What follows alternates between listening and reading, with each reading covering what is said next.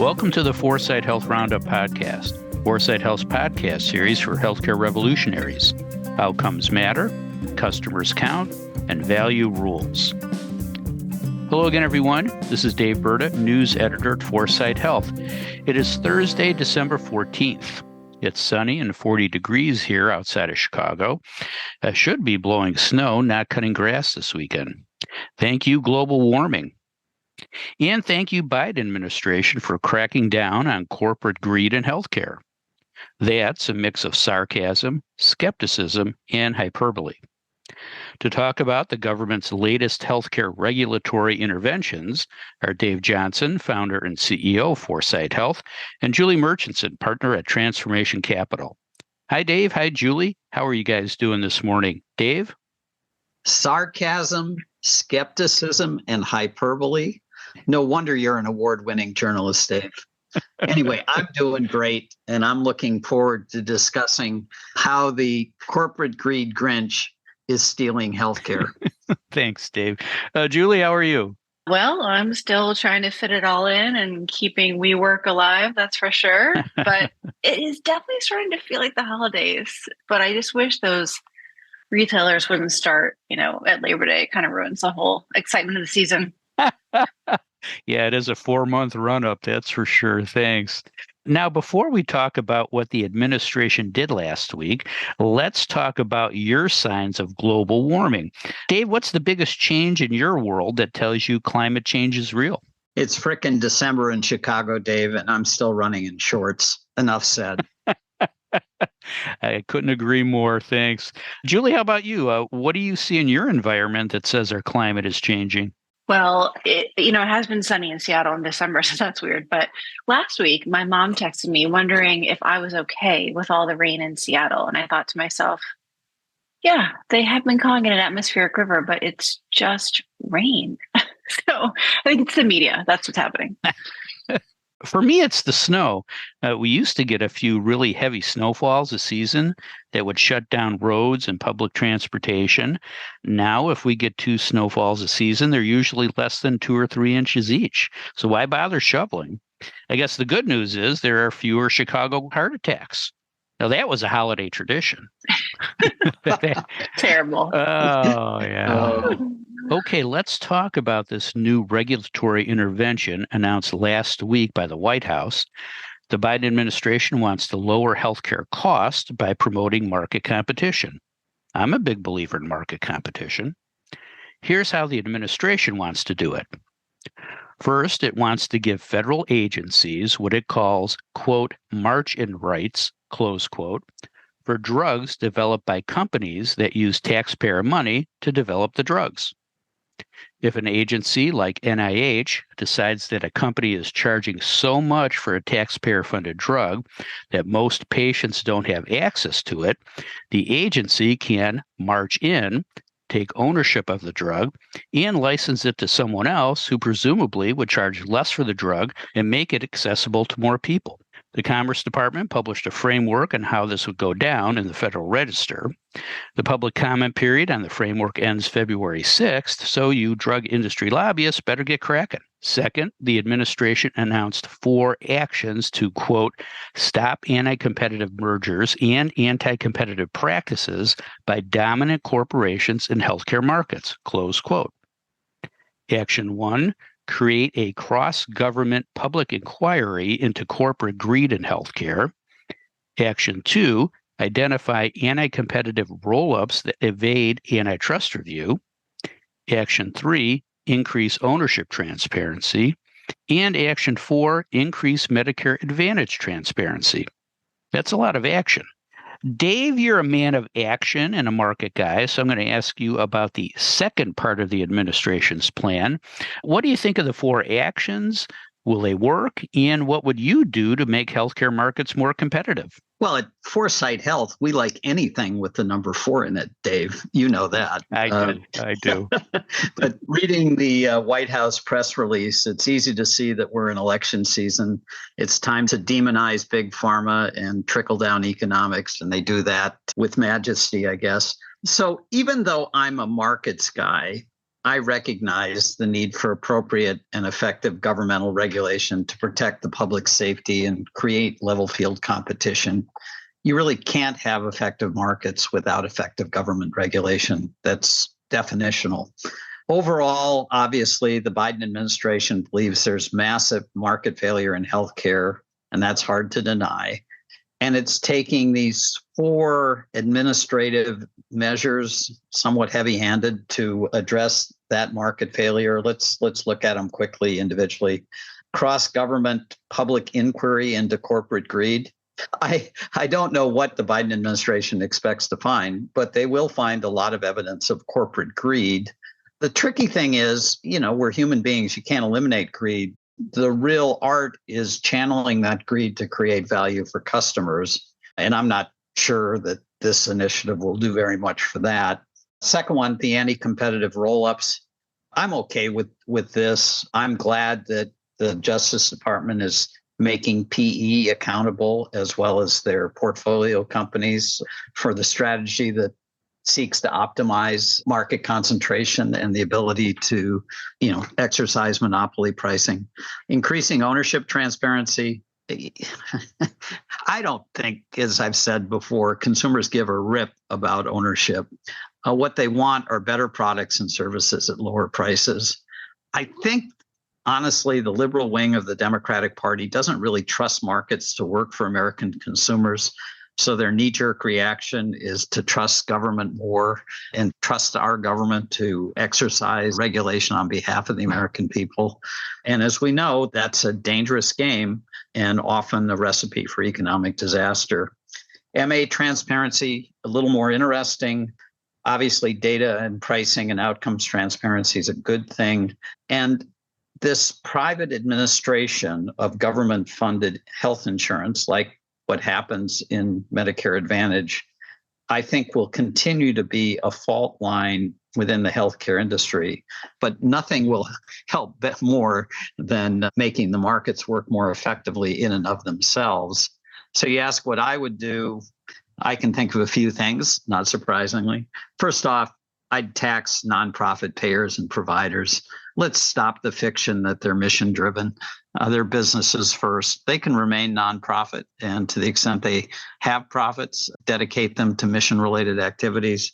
But let's tax them the way we tax everybody else. And this is probably the most important one, which is just make the markets work better. At least 80% of what occurs in healthcare is largely a commodity. We know what to do when a patient presents. When you've got commodity services, there should be commodity pricing to accompany it. I think the best way to make this happen is to go back to Obamacare and Romney Care and create really robust exchanges. Shift as much volume as we can into these exchanges. MA, employer-sponsored plans, Medicaid managed care, and let the market develop to support those plans. The more competition we have in the purchasing of healthcare insurance, the better the products will be, and so on. We may need to supplement that with government-funded reinsurance like Obamacare did in the early days. On the payment side, I've said it a million times, we're not going to change the way we deliver care until we change the way we pay for it. So risk-based contracting, full risk bundles for episodic care, capitation for population health. And then the last thing is be prepared for the consequences. If we actually start to force this industry to operate like a normal market, there are going to be a lot of losers. So we need to think very carefully about how to adapt the marketplace to generate better outcomes at lower costs without disrupting the healthcare delivery system too much. And that's going to require some real thought and some real art in terms of execution. Yeah, fascinating dynamics there, Dave. Thank you. Julie, any questions for Dave? They kind of have me at number one, launching a cross-government public inquiry into corporate greed in healthcare. It's big. I want to love this, but I also see it throwing off an incredible amount of noise. And public inquiries are what the government's, good at. But what do you think will come of this? And what do you think of HHS appointing a chief competition officer? It reminds me of the old Monty Python skit. Nobody expects the Spanish Inquisition. That's right. I don't know. I mean, having the government have a chief competition officer, it's almost like having a fashion designer figure out what the best athletic equipment is. It's just not really set up to do that. On the other hand, if the government wants to point out abuses and can sort of harness itself, keep itself in check as it tries to regulate the market, maybe that could be a good thing. But it sure has the feeling of potentially turning into a witch hunt and spending a whole lot of resources demonizing market participants. I guess I've always just believed we should fix the market itself rather than try to regulate the errors out of existence. If the market is largely working, then our regulatory burden is less. And I think you're right. This could become a distraction and it could lead to a lot of noise that isn't terribly productive. Julie, let me ask you about the first part of the administration's plan on agency march-in rights. The plan also would apply to taxpayer-funded inventions, not just drugs. What do you think of the plan? Will it work, or will it chill innovation in the market? Well, first, these march-in rights are not new. They started in 1980 when the NIH allowed academic institutions to patent inventions made under their or other federal grant funding and granted them exclusive licenses. And, the law has always been there that the government can march back in, basically. And honestly, I hate to say it kind of makes sense to me, but it seems a little bit like hitting the easy button for this issue in a way that actually could be very expensive to affect. And I did some research on how big an issue this is. And when you look at how many drugs have been publicly funded, there's an April statistic from this year. The NIH said that their funding contributed to 354 of 356 drugs. So that's basically 99% of those drugs approved from 2010 to 2019, totaling about $187 billion. And that translates to just over $50 million per drug of applied research, and even more if you look at basic research. So we're not talking about chump change to these pharma companies for the amount of public investment that sits in their commercialized drugs. And when you read how the NIH director is thinking about this, it's, everyone's talking about this as an access issue. So when I looked at how they're dealing with this, what they say is the agency has this power if it appears that the price is extreme, unjustified, and exploitive of a health or safety need, which those are big words: extreme, unjustified, and exploitive. And obviously, COVID's a great example. You could have a sudden, steep price increase in response to a disaster, but they also give themselves a ton of leeway to say that this could also apply to the initial cost of a drug when its launch is too high. So everyone on this talks about how they want to balance the ability to incentivize companies to innovate and make sure those innovations serve the American people.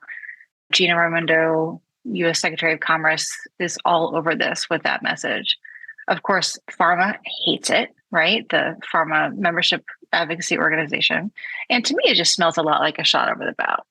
So to your question about its impact on innovation, if you assume that all drugs will be marketed at a price that's extreme, unjustified, and exploitive of a health or safety need, then it will force pharma to rethink some of those business models. But not all drugs are priced that way. And remember, this is about public funding. So could pharma or other life science companies, I guess we're talking about devices and other similar consumer-specific health innovations, could those companies fund development entirely with private resources? That's a tough one, given the stat I shared earlier. University research and NIH are so tightly linked to drug development. It'd be a lot to uncouple.